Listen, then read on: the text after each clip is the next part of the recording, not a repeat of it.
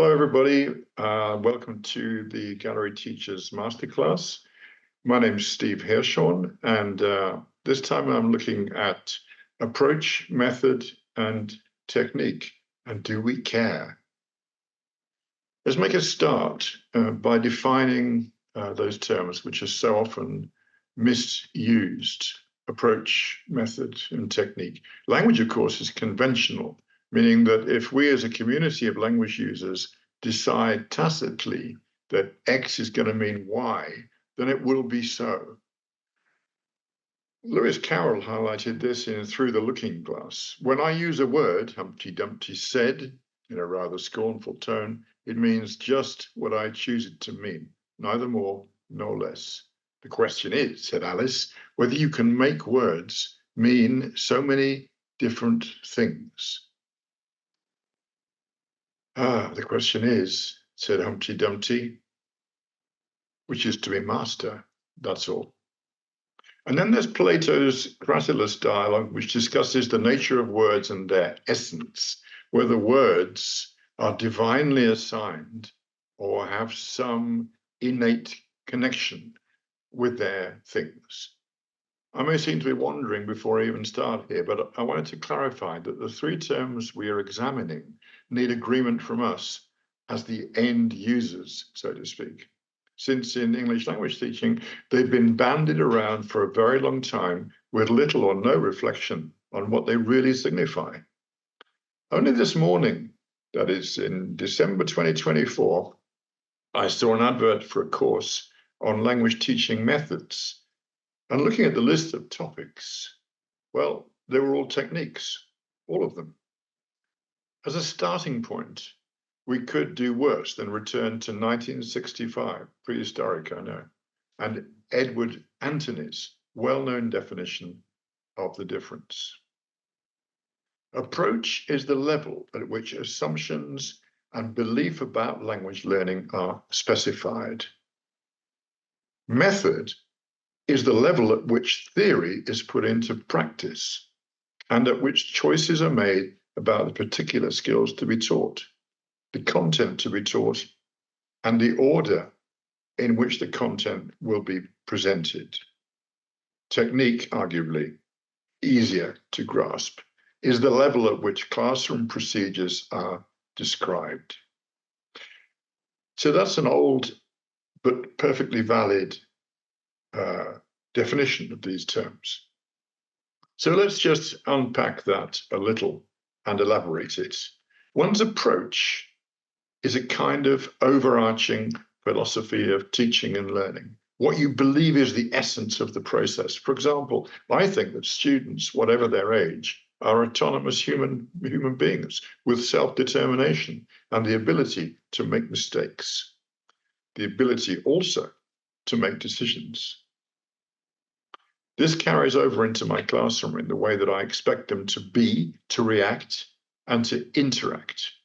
I feel that learning should be enlightening and should be a journey of discovery, which means that my job as a teacher must be about creating pathways and making access easier.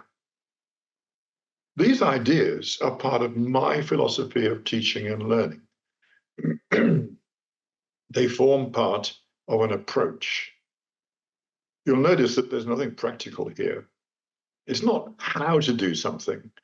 It's more about why you might do something.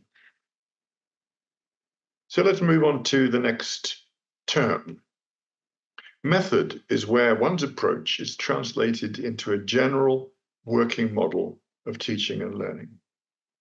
So the dry principles which guide or inform your approach suddenly take life and become, in a way, public, visible. A method is a way of working and needs a learning theory and a language theory to be valid. That's a learning theory and a language theory.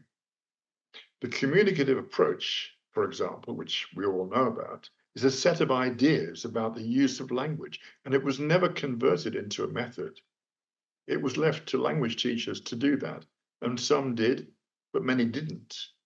The communicative approach has a theory of language, communication, but doesn't have a theory of learning, and therefore can't, strictly speaking, be called a method.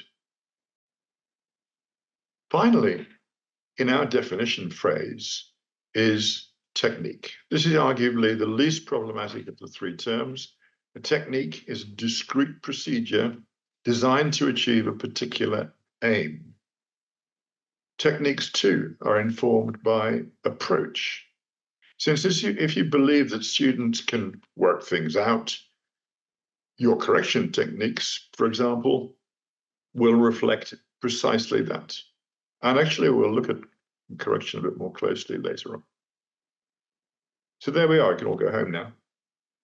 I hope what I've so far laid out is clear. The hierarchy of those terms puts approach at the apex, translating through the magic of thought into a broad method which contains, hopefully, many techniques, the part of the whole which is actually visible in the classroom. I hope by the end of this session, I'll be able to offer some guidelines for you to identify and or establish your own approach, since without a clear idea of that, nothing else, that is method and technique, can follow in a coherent way. Does that make sense? We'll see. Now, one of the problems we face as teachers or practitioners is that we're constantly being bombarded with new methods. Firstly, they're almost certainly not methods. They might be techniques, but they create a foggy atmosphere where clarity is needed. And secondly, they're almost certainly not new. There are neat titles, often including a handy initialism or acronym. They're often attractive because they seem to be responding to problems we all recognize, and or they offer an apparently modern, that is 21st century solution, sometimes to a problem which doesn't really exist. Have a look at this. Having trouble with student pronunciation? Our new system of voiceless audio biointegration, or VABI, will solve all your problems in 8 days. Okay, I put my hand up. I invented that, but that's how easy it is. And you look at that and you think, wow, that's interesting. I do have problems with student pronunciation. Maybe I'll sign up for it. Well, you can if you want. It's £120 a minute. So let's look at some of these collected online from specifically ELT sites over the last few months. Please don't ask me what they mean. I don't know. And I won't bore you with them for too long, but I just want to give you an overview of the problems that we're facing now.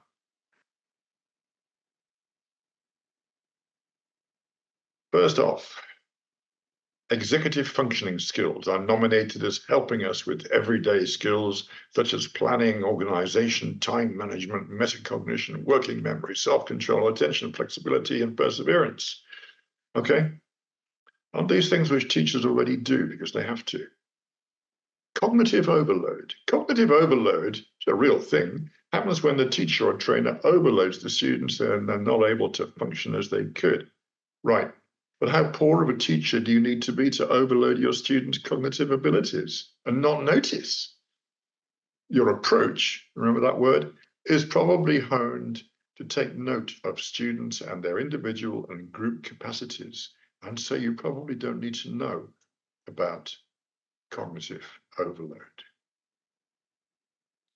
And then we have something called learning cycle. This is a fancy and overly complex view of how teachers work and how students work. The paradigm is as follows. I'm not going to write it out for you. You don't need it. Teach me, guide me, observe me, coach me, assess me, debrief me. Now, for me, this is so much jargon down the drain. Teach me, guide me, observe me, coach me, assess me, debrief me. We do all of those things, don't we? Perhaps we don't always do them in that order. And if you can explain to me the genuine and important difference between coaching and teaching in the language classroom, I'll buy you a beer or coffee or a piece of cake or a carrot or anything else you want. Not a car.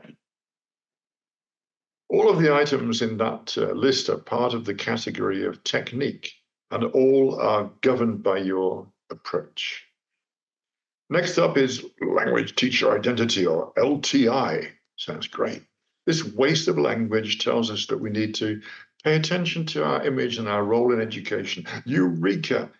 It goes on to offer ways in which we can better understand the challenges of our work and develop an identity in that work. Like any identity, it's built on experience, values, cultural context, interaction with colleagues and students, and so on and so on and so on. Now, forgive me, but this is describing the basis of one's approach. We are advised that we should be reflecting on our work, attending CPD, which you all are, hello, and building relationships with colleagues and students. Is that news to you? I very much doubt it. And then we have the case study approach for adult learning. Now, you'll notice that there's a very important word in the middle of all that. Well, it's not in the middle, but yeah, well, it is actually. Case study approach for adult learning. Here they use approach, but just a line or two later, they refer to this as a method. You see the problem here?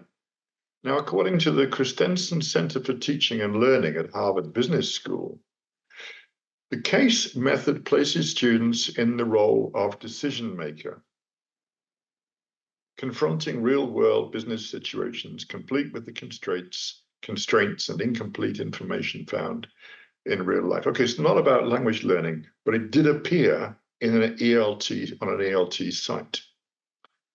There's nothing new there. Those who teach English for specific purposes, ESP, have been doing this for years. Indeed, it's hard to imagine a business English course which doesn't contain this as a process, or should we call it a technique? It certainly isn't an approach. Bear with me. Next is something called dictogloss. They again call this a method, but it's a technique. No wonder teachers are confused about the difference. No wonder people have forgotten what the differences are. It's really not surprising. Dictogloss involves listening to a text and reconstructing it from memory. It can be a fun and effective way to improve students' listening, speaking, reading, and writing. I don't know about you, but I've been doing this since about 1982 with no fancy name. I've so often elicited a story using the rods in my case, but you have probably done this in other ways, or maybe using the rod, I don't know. I use the rods, and then I ask students to work in small groups to recreate the story which we've just been working on, which I've elicited. I haven't told them, I've elicited it. I've also used cartoons, text, pictures, TV ads, music, and other stimuli to get students to tell each other stories and then recreate. There are pages of information on this simple idea, the very definition of overkill. Surely a minimum of creativity, which we all have as teachers, will lead you to 100 ways to use this and an equal number of focus points. Lexis, structure, prompt, fluency, time changes, you know. This was the story in the past, but what if we wonder about the future? I read that the inquiry-based approach to teaching and learning is a student-centered method that encourages students to engage actively with the learning process. Did you notice that approach and method are used in the same sentence? This method, yeah, it's a method, employs a variety of techniques, all of which, bar one, been around amongst good teachers since about 1975, maybe even before, I don't know. The one exception is that ghastly diversion known as critical thinking. I have nothing against critical thinking, I think it's brilliant, but not in the hands of untrained teachers. Okay, the jargon introduces the inquiry-based approach, their term. It's new and catchy, attractive, seductive, but the fundamental idea is a very old hat indeed. It's about developing real-world skills and giving students some autonomy. I'm sure you've seen them. I'm sure you've read them. Perhaps you've even tried some of them, and good on you if you have. Look, I'm all for trying new stuff. This may not be actually new, but it's new for me. That's fine. I do object, however, to people saying they've invented this technique or method when it's been around since the ark. Now let's get back on track. I mentioned that method and technique depend on approach. So we really need to examine together what an approach consists of. We also need to work on what your approach is, in case you've never really given it thought, your deep philosophy of teaching and learning. That's not unusual. Most teachers, especially newish teachers, haven't had the time or energy to consider what they believe in the most profound sense. In order to arrive at an overarching philosophy, one has to be, first of all, brutally honest with oneself. Let me explain. I've met teachers all over the world who say, I think X, and then demonstrated to me during classes that X is very far from what they actually believe or are able to put into practice. So teachers, for example, might say, oh, yes, I believe students should be able to self-regulate. They should be able to guide the class and the topics according to what they want and they need. So you pop in to watch optimistically. You watch to observe that teacher, and they're directing every single moment of their students' time. They're not allowing a moment of silence, nor any possibility for students to think, to ponder, to wonder. Everything's answered. Everything is done. Nothing remains for students to actually do in terms of developing their own learning profile. Well, look, I'm sorry, but that does sound like jargon, doesn't it? But what I mean is that learners have as much development going on as we teachers do. Learners have to have the chance and the space to grow into efficient and effective language learners. It's not an automatic thing, even though you learn your first language, but the techniques you'll use for learning a second language are kind of different. Many of them are very different. Some are similar, but many are very different. So they can't possibly do that if their teacher is all over them 99% of the time. So you see, my point is an important one. We have to be honest with ourselves, and that requires some proper, profound thinking and self-observation, followed, unsurprisingly, by reflection over an extended period of time, maybe for the whole of one's career. And reflection is a key word here. If we don't observe and reflect on ourselves, we can't possibly know what we're doing in the classroom, can we? We may also need to be observed by an external teacher. I mean, someone you don't actually know too well, who will report back honestly, fairly, and usefully. A critical friend, you might say. These days, that can even be accomplished online in case you don't know anyone appropriate. Finally, a degree of experience will help you to formulate some ideas. This is not something you can devise without actually being in the classroom. So, to summarize where we are so far, there's much confusion over the difference between approach, method, and technique. It's essential, I think, to understand the difference, since our teacher identities are formed through that very understanding. Many ideas purporting to be new are not new at all, and furthermore, manage to confuse the issue by randomly using 3 terms we're examining today. Finally, it's extremely important that we formulate our approach according to experience, reflection, observation of self and others, and the way we work, i.e., method and technique will follow a well-established but still flexible set of abstract notions called our approach. Right. Now, we would do well to make a kind of checklist of items which we might like to consider when formulating a personal, professional approach. These are questions to self. They're thoughtful statements, thoughtful questions, examinations of areas we probably thought we'd never need to examine. Wait for this. Let's begin with a definition of students. Now, that may seem like an inane point, but if we aren't certain what a student is, or haven't really thought about it before, how can we mold an approach around them? A student of any age, by the way, is someone who attends your classes in order to gain something from you, something useful from you. and from the experience of being with you and her peers in class. A student is someone who has degrees of self-determination. The extent of that independence being part of what you as a teacher believe.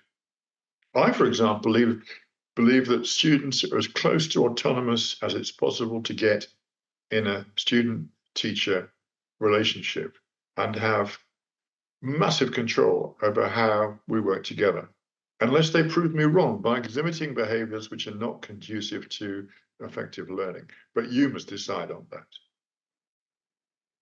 If you believe that students can't function without your input, then their self-determination will be close to zero in your classes.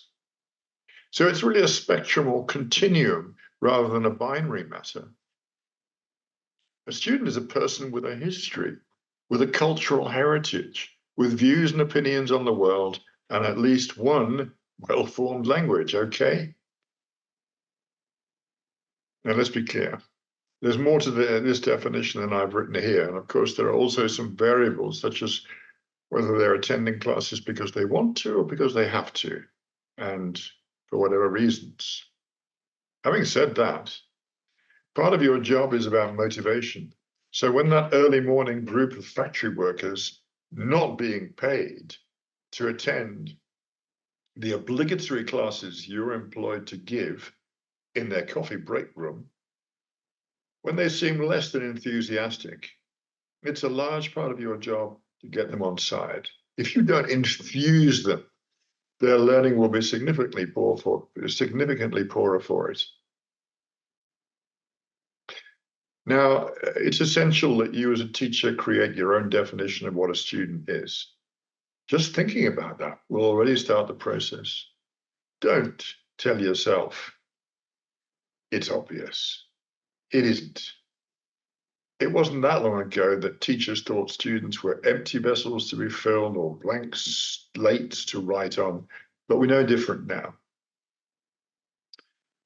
Next stage is the definition of a teacher.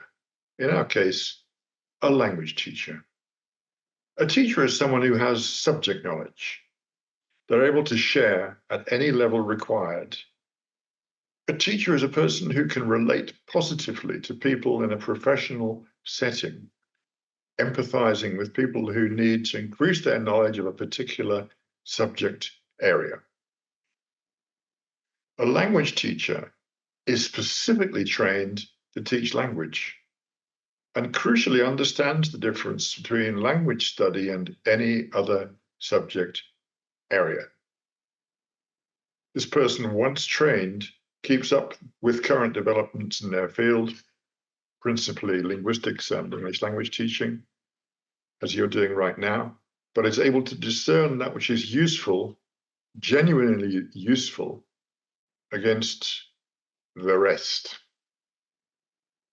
A language teacher has probably got experience of learning at least one language other than their L1, and therefore can observe their students' progress realistically and can understand the challenges of learning a new language. Now, there are no specific character traits in my definition of a teacher. We're all different personalities with different strengths, different weaknesses. However, my experience leads me to believe that there are few desirable qualities shared by the best teachers, and these are as follows. Sense of humor. I think humor in the class, I put it at the top, and I've done that deliberately. It should be there because it's extremely important, even if I'm not being very funny now. In the classroom, I can make people laugh. Empathy. You've got to be empathetic. You've got to know what people are going through. Tenacity.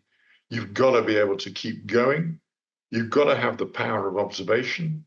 You've got to have a tolerance of stress. You've got to be hardworking, and you've got to have some kind of professional integrity.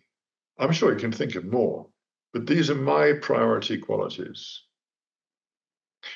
Now, the third and last definition we need to arrive at is teaching learning. Teaching for me starts by making accessible areas of knowledge which are universally appropriate for your learners and ensuring that they have the wherewithal to examine and elaborate those areas with and without you. Teaching should provide tools, mnemonic devices, strategies to support learners' memories and brain function, while also taking account of the science behind them. Teaching should involve human interaction designed to ensure safe, structured, and joyful environment conducive to knowledge exchanges, perhaps knowledgeable exchanges as well. I don't know.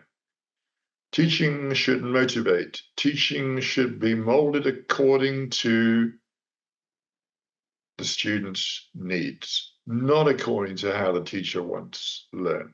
I hear so many teachers say, well, that's how I learned, so I do the same thing for my students. It doesn't work like that. Teaching should take account of individuals and their tolerance of ambiguity, as well as their ego permeability. Now, these two terms are a bit technical and they might need some clarification. Tolerance of ambiguity is the level at which one can sustain not really getting something without a negative reaction, without really understanding something and getting frustrated. The lower one's tolerance of ambiguity, the faster one becomes frustrated at not understanding something. Ego permeability refers to the level of flexibility and acceptance of difference one has in relation to the new language. The higher, the better. Now, these two terms, which you can look up online if you need a bit more information, I've just given you a very basic little overview there, I think intrinsically linked and often overlooked by teachers. So learning should be a result of teaching. But not only, learning should also be stimulated indirectly by teaching and associating with other learners. Learning means gaining knowledge and information in forms which are applicable and relevant, and then being motivated to activate them. Learning should be an ongoing process which has identifiable goals, but should not depend on those goals for progress. Learning should be largely self-determined, though it should also take account of others involved in the process. Learning should also involve a degree of sharing and clarifying with peers and should not be reliant on an official teaching figure, like a teacher. Learning should incorporate the possibility to request clarifications, repetitions, explanations, and simplifications from peers or teacher when needed, without any sense of failure. Something which I've noticed is largely missing from many classrooms. So, there are my principles which inform my approach. Look, that doesn't mean I'm some kind of saint who never strays from those highfalutin notions. I'm not. As any previous students of mine will happily tell you, and probably in some detail, but they form for me a set of guidelines to follow when feasible. Yours will be different. But in order to run this session, I suggest we stay with mine for the moment. Now, we've identified and defined the major players in our classroom context. With that information, we should be able to create an approach which accords with those principles. Working through the points we've assembled, we can begin to work out how they relate to the general atmosphere and attitudes of our classroom. First of all, learners want to gain something. They're here to benefit, and therefore we won't waste time, nor will we give them stuff which they haven't paid for or didn't ask for. Secondly, learners have self-determination and therefore don't need to be constantly corralled and directed. Thirdly, they have a background, a story, a private life, and so we must learn to respect that and to exploit it in the most positive of ways. Learners are individuals and must be treated as such even when they're in groups. Learners have functioning brains, and as a teacher, I need to have a certain level of informed understanding in terms of how brain function in learning works. I don't need to be a brain surgeon. I just need to have a basic understanding. As a teacher, I need to enjoy working with people on a professional level and therefore to make their experiences enjoyable as I can. We all know that motivation is a key to effective and affective learning. It's our job to find ways to motivate positively. Errors of language must be shown to be examples of growth rather than deviations with a negative aspect. And so learners must be given every opportunity to repair while also being given suitable and non-invasive scaffolding and support. Learners should be supported by other learners and be encouraged to use them as a resource as well as the teacher. Teachers should be authoritative, but not authoritarian. There we are. By chance, there are 10 points, but that wasn't my intention at all. In fact, I despise those 10 ways to do this or that, 5 new hacks to get your students to work. But in any case, I have quite coincidentally created 10 areas which arguably best represent my approach. They're all linked in some way to this discursive principle I offered earlier. Now what we have is a basic outline of my approach in 2 different formats. From here, we can start to apply those somewhat abstract notions and formulate some practical manifestations. Methodologically, I'm going with the idea that language is used for communication, and therefore my classroom must reflect that. It's not a place of sterile study nor of translation, though translation can occur occasionally, but should mirror real-world language and language use. Thus, I'm going to be setting up tasks and activities which are likely to be practically useful to the learners, whatever their needs. The so-called 4 skills are part of everyday life and will not therefore be separated, but be completely integrated into class time as and when they can be useful. Content will be age and context appropriate and will be a reflection of student need and want. This translates into the following strictures. 5-year-olds will not be required to ask and answer about the weather, as I've seen so many times. Where in the real world do they do that? Instead, they'll focus on lexis and structures, which they actually use in L1. My dad's got a red car. Do you like my dolly? Johnny's dog is bigger than yours, and so on. They might be introduced to songs and chants, which could be written, and they might also be asked to create their own. Young teenagers, God help us, will not be taught how to order a meal or book a hotel, nor book a plane ticket unless they specifically need to. They might, though, examine the language of pop culture, concert going, TV, films, sports, and so on. But I will bear in mind that not all teens are into the same stuff. The written word will be harnessed in forms which are acceptable to this age group, including email, social media, and so on. Bored office workers will be challenged to tell me what they're interested in and why, so I can plot a pathway which will motivate them. I'll try to get them to interest each other in their own particular pursuits to get the group to gel. They may need to work also on some office-based communications, and that will be made as accessible and amusing as I'm able to do it. Airline pilots will have very specific instruction on numbers, for example. Consider the stress difference between 15 and 50. 15 and 50. It's essential language to them and could save lives. So I'm guessing you get the picture. My method or methodology will try to respond to my students' needs while also following a communicative trajectory. Now we have the all-important application of approach and method to technique. This is all important since it's the visible and tangible elaboration of your philosophy. It's the bit which observers see. Observers include students, of course. They're there in your classroom. It's the part which can be most easily commented on by any interested parties.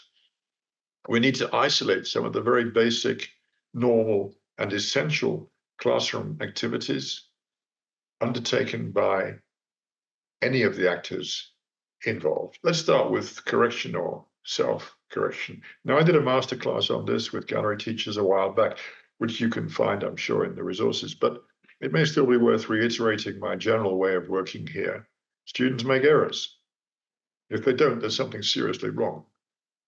And there was a time historically when that was expected, that students wouldn't make errors. Look at audiolingualism. Given that when we speak or produce a foreign language in whatever form we are exposing ourselves, I see it as my job to ensure that nobody feels derided or belittled for getting something wrong. One of the very worst and common reactions from teachers is, "We did that last week." That comment designed not to help the learner, but to reassure the teacher. Don't do that. Also, not in my notebook is, "It's easy."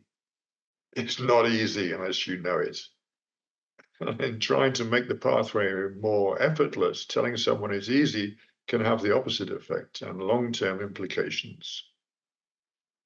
After all, if my teacher tells me it's easy and yet I can't do it, I must be slow or dim, right?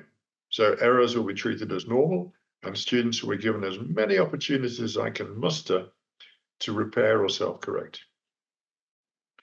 There's a sliding scale I use, which goes from a twitch of the face through, "Can you change that?"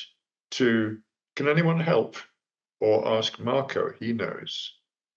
I don't know if he knows or not, but I can use that anyway. All designed to engage the learner in their own processing.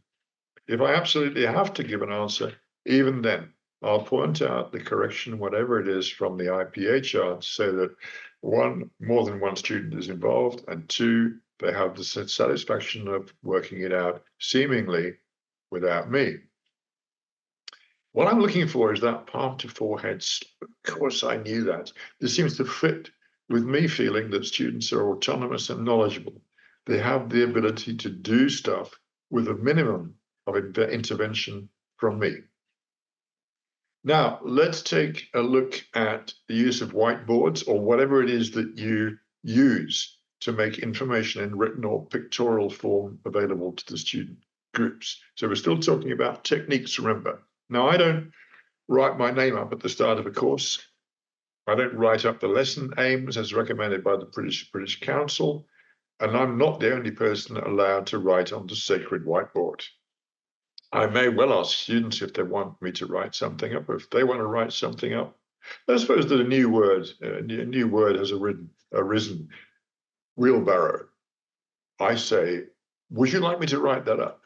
"Yes," they scream in unison. I turn to the board with a pen poised and say, "How do you spell that?" And then I simply wait. As they produce each correct letter, I add them. You may say, "But how can they spell a word they don't know?" Well, unless we give them a chance to be intelligent, proactive learners, we'll never know if they are, and neither will they. Getting used to spelling aloud in L2 is extremely useful, as I'm sure you agree. Now, let's talk about having students work together, pairs and groups. Given that I'm not in absolute charge of everything, according to my approach, as you may recall, I attract students' attention and then usually say, "Can you find someone you'd like to work with?" And sometimes I add, "and someone you haven't worked with for a while." I give them the time they need to find someone and settle down in their new position. I'm aware that sometimes a student can be left out, and then I ask that student to choose where to go. I never tell people who to work with. This way of working gives students a sense of self-determination, which I value highly. It also gives a sense of responsibility, which especially young learners may never have experienced. My next area of technique is that of body language and voice tone. These are powerful, peripheral, subliminal tools which can make or break a classroom relationship. I never shout. I try to use voice tones which are inviting and encouraging. I use various micro techniques to attract attention rather than clapping hands or yelling. Sometimes I simply stand and wait. If I'm wearing a tie, I use my Adam's apple to move the tie up and down with children, and they all stop and look. They think it's funny, which it is. Body language communicates so much more than words, and so I'm especially careful to make sure I'm not threatening, not looming, you know, that thing where teachers are very high up and over the desk, and not aggressive in pose. I also use body language to encourage and motivate. As to praise, it might surprise you to know that I almost never give praise. Everyone tells me you have to praise students, especially young learners. You have to motivate them. The only way to do that is to praise them. I disagree. I want students to work for themselves and not for me. I want them to understand that they have succeeded without my telling them that. The best that you might get from me might be a thumbs up, a nod, a wink of recognition. That's it. Nothing more. Let's move on to tasks and stuff like that. Instructions. As I said, I want learners to be dealing with real world language, and therefore I use a lot of tasks which require that kind of interaction, buying something, booking something, complaining of functions, you know. I set up these tasks using front cards, generally different colors for each side of a role, so I can later ask them to swap partners and swap colors. Instructions are minimal, clear, direct. I don't ask a student what they have to do after giving them instructions. I know lots of people do that. I know the British Council likes it. I don't. I think it's patronizing, and I think it demonstrates lack of faith from the teacher. If someone hasn't understood, it will become clear as they won't get on with it. I then ask Marco, he's very useful as Marco, to clarify between themselves, does this establish an extra student-student bit of communication? If nobody has understood, oh, obviously that's my fault. I'll regrade, try again. During a task, I don't loom. I don't loom. I watch from a distance. I monitor from a distance. It's amazing what you can find out from a distance. Finally, in our technical or technique list is homework and humor. Not sure I put these together, but there they are. Humor, in fact, is a major part of my classroom persona. Humor helps the memory, relaxes people, motivates them. But you can argue it's not a technique since it doesn't reduce to a process you perform. And yet, in a broad sense, getting students to laugh, smile, enjoy is a thing I do. Now, homework, teachers tell me that students often don't do the homework they set, and I think I know why. Write 10 sentences using the present perfect, and that's on the board, of course. It's not motivating or interesting. It's not even a challenge. It's just a thing. First of all, it's limited to 10. Why? Secondly, it's pure structure with no context. Why? I mean, why should learners do that?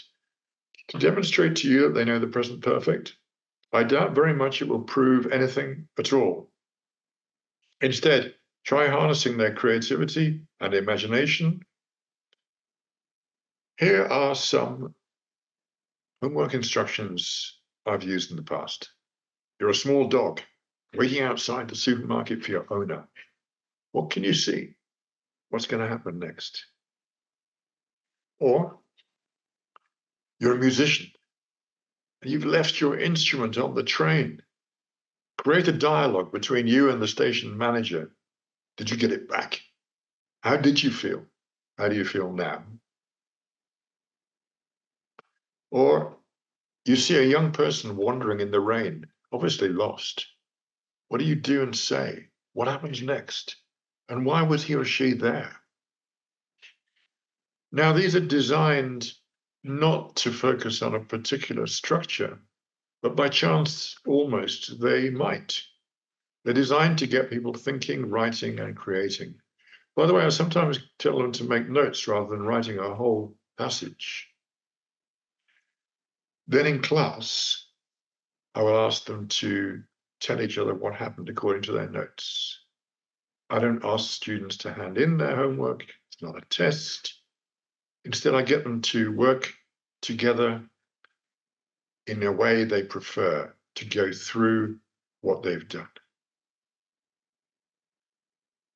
Right. That's it.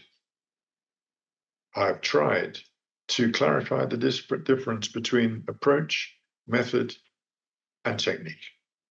I've tried to create almost a flow chart to show how one's philosophical musings can be embodied in real classroom ways to work. They're mine, not intended to be recommendations for others, though of course you are welcome to them if you want them. I hope this has been interesting and useful. Don't forget that you can look at all these fantastic Gallery Teachers workshops if you've got Pro membership.